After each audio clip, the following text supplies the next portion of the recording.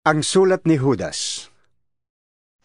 Mula kay Judas, alipin ni Jesucristo at kapatid ni Santiago, para sa mga tinawag ng Diyos, mga namumuhay sa pag-ibig ng Diyos Ama at sa pag-iingat ni Jesucristo.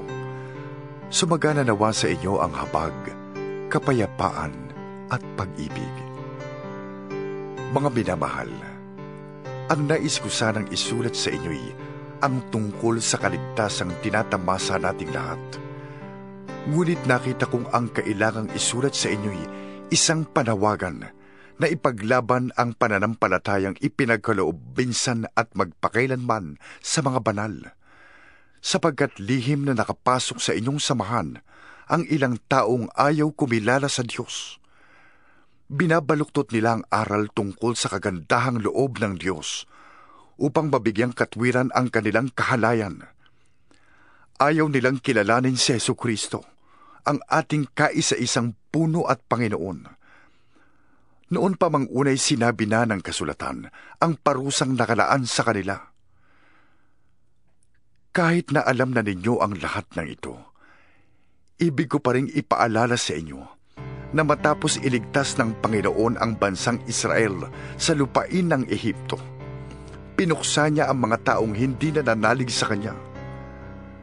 Alalahanin din ninyo ang mga anghel na hindi nanatili sa kanilang dating kalagayan at kapangyarihan.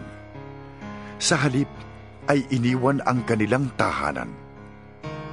Kaya't sila'y ginapos ng Diyos ng di mapapatid na tanikala at ibinilanggo sa puso ng kadiliman hanggang sa hatulan sa dakilang araw ng paghuhukom. Alalahanin din ninyong ang Sodoma at Gomora at mga karatig lungsod ay nalulong sa kahalayan at di karaniwang pagnanasa ng laman.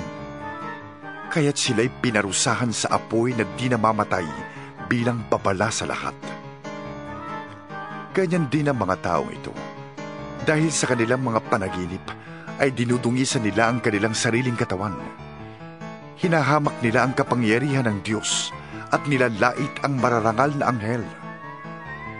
Kahit si Miguel na pinuno ng mga anghel, nang makipagtalo siya sa dyablo tungkol sa bangkay ni Moises, ay hindi nangahas gumamit ng paglapastangan. Ang tanging sinabi niya ay, "Parusahan ka ng Panginoon." Ngunit nilalapastangan ng mga taong ito ang anumang di nila nauunawaan. Sila ay tulad ng mga hayop na ang sinusunod lamang ay ang kanilang damdamin, kaya't sila'y napapahamak. Kahabag-habag sila. Nakakakilabot ang sasapitin nila, sapagkat sumunod sila sa halimbawa ni Cain. Tulad ni Balaam, hindi sila nag-atubiling gumawa ng mali dahil lamang sa salapi. Naghimagsik silang tulad ni Kore, kaya't sila'y namatay ding katulad niya. Napakalaking kahihiyan at kasiraang puri ang sila'y makasama ninyo sa mga salu-salong pangmagkakapatid. Wala silang iniintindi kundi ang kanilang sarili. Para silang mga ulap na tinatangay ng hangin at di nagdadala ng ulan. Mga punong kahoy na di namumunga kahit sa kapanahunan, nabunot pati ugat at talagang patay na. Sila'y mga alon sa dagat na ang bula ay ang kanilang mga gawang kahiyahiya. Mga ligaw na tala na nakalaan sa kadiliman magpakailanman. Tungkol din sa kanila ang pahayag ni Enoch, nakabilang sa 7 salinlahi mula kay Adan. Sabi niya, "Tignan ninyo, dumarating na ang Panginoon kasama ang kanyang libu-libong mga anghel upang hatulan silang lahat. Paparusahan niya ang lahat ng ayaw kumilala sa Diyos dahil sa kanilang mga kasamaan at paglapastangan sa Diyos."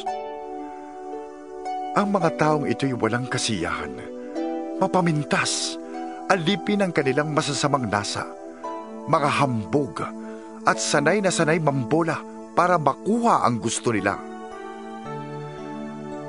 Mga minamahal, alalahanin ninyo ang sinabi ng mga apostol ng ating Panginoong Jesucristo. Noon pa'y sinabi na nila sa inyo, "Sa huling panahon, may lilitaw na mga taong mapanlait at alipin ng masasamang nasa ng laman. Ito ang mga taong lumilikha ng pagkakabahabahagi, mga taong alipin ng kanilang masasamang nasa at hindi pinapatnubayan ng Espiritu.